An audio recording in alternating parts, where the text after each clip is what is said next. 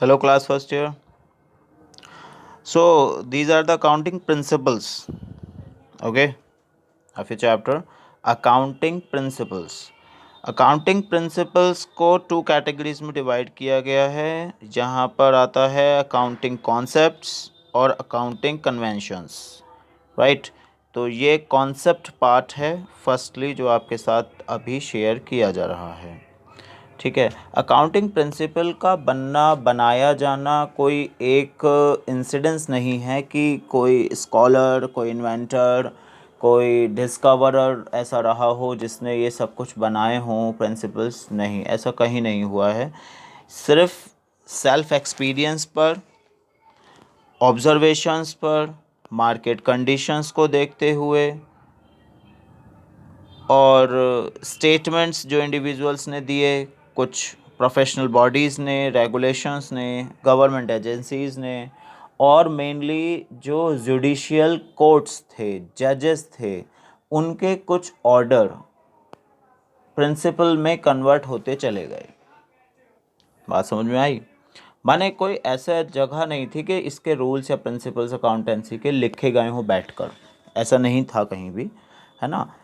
ये सब एक्सपीरियंस जैसे जैसे पूरे वर्ल्ड में ट्रेड के रिगार्डिंग होता चला गया, लोगों को प्रॉब्लम्स आई, उनको सॉर्ट आउट किया गया, वही प्रिंसिपल जो है आगे अप्लाई करवाते चले गए हैं, ठीक है। जिसमें नंबर 1 पे अगर हम देखें इसके प्रिंसिपल्स में जो कॉन्सेप्ट नंबर 1 आता है वो है business entity concept. Business entity concept ये कहता है कि दोनों जो लोग हैं, माने एक तो आर्टिफिशियल पर्सन वो बिजनेस आपका, और दूसरा उसका ऑनर, ये दोनों सेपरेट एंटिटीज़ हैं। मतलब business is treated as a unit और entity separate from its owner, क्योंकि जब आपने उसे क्रिएट कर दिया है लॉफुल तरीके से तो उसका अपना एग्जिस्टेंस हो गया, वो है, ठीक है। तो ये कॉन्सेप्ट जो है या प्रिंसिपल बना एक, है ना। तो ये क्या कहता है कि बिजनेस और ऑनर दोनों अलग अलग एंटिटी हैं, ठीक है। जो भी अमाउंट इन्वेस्ट होता है, ऑनर अमाउंट इन्वेस्ट करता है बिजनेस को स्टार्ट करने के लिए, तो बिजनेस उस अमाउंट को रिसीव करता हुआ दिखाई देता है। आप जो जब जर्नल में आपने एंट्री पास किया होगा, कैश बुक में एंट्री पास किया होगा, या लेज़र बनाया होगा कैश का फर्स्टली, तो आपने एंट्री क्या पास किया था? जब बिजनेस स्टार्ट किया जा रहा होता है तो आप एंट्री करते हैं cash account debit to capital account, है ना। मीन्स कैश रिसीव करता हुआ दिखाता है बिजनेस अपने अकाउंट्स में। ऑनर से मिलने वाला कैश उसके लिए लायबिलिटी बनता है, कैपिटल अकाउंट को क्रेडिट किया जाता है, लायबिलिटी क्रेडिट हो जाती है, इंक्रीज हो रही है लायबिलिटी, ठीक। इसका मतलब ऑनर्स क्लेम हो जाता है, बिजनेस अपनी जगह पर अलग एग्जिस्टेंस रखता है, ऑनर अपनी जगह पर अलग अलग से एग्जिस्टेंस रखता है, और यही एग्जिस्टेंस दोनों साथ साथ चलाने होते हैं। अब इसकी ज़रूरत कैसे हुई, या जो बिजनेस एंटिटी शिप या बिजनेस एंटिटी कॉन्सेप्ट को हम कैसे, ये मतलब आया होगा एग्जिस्टेंस में, कैसे आया होगा। एक इंसिडेंस था जो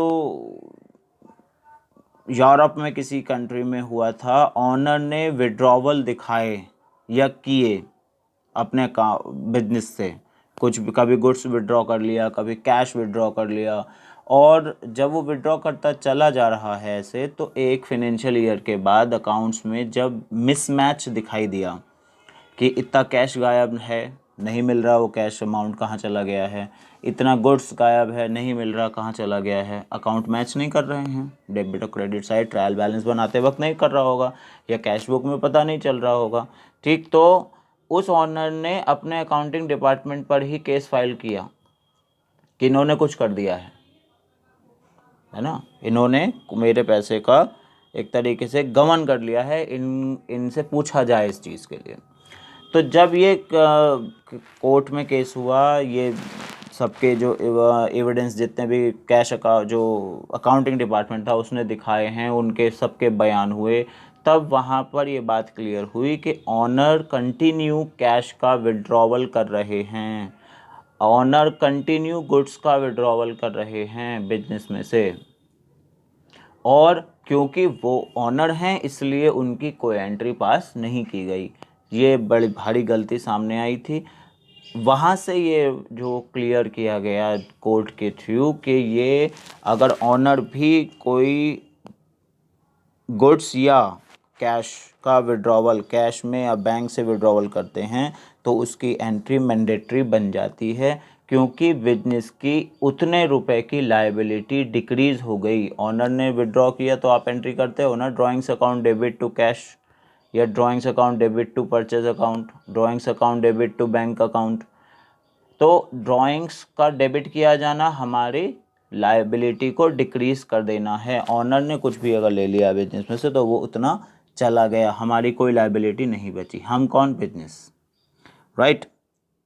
तो ये बिजनेस कॉन्सेप्ट है। बिजनेस से अगर आप कुछ भी विड्रॉ करते हैं तो ऑनर उसके लिए अपनी उतनी ही लायबिलिटी को डिक्रीज़ मान ले।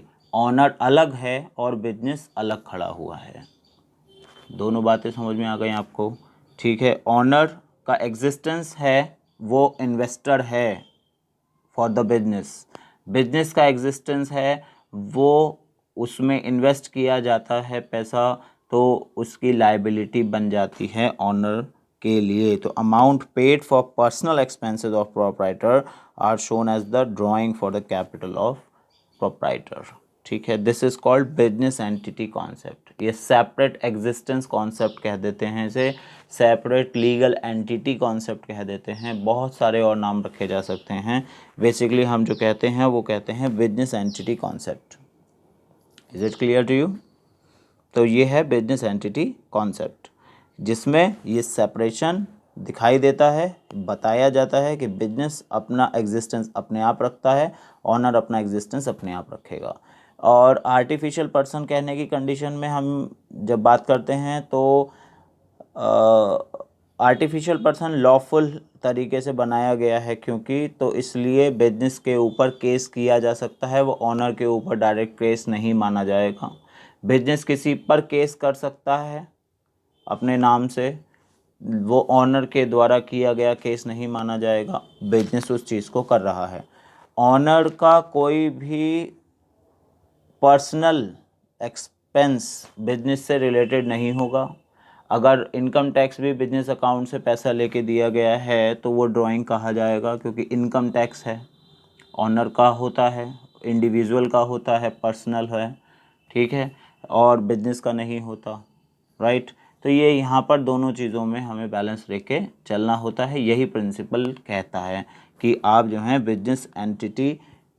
बिजनेस को एक एंटिटी माने और ऑनर को एक दूसरा एंटिटी माने, वरना तो अगर आप सिमिलैरिटी रखेंगे तो आप बहुत सारे ट्रांजैक्शंस में कन्फ्यूज़न पैदा कर देंगे और मिसमैचिंग सामने आ जाएगी। Is it okay? Thank you very much.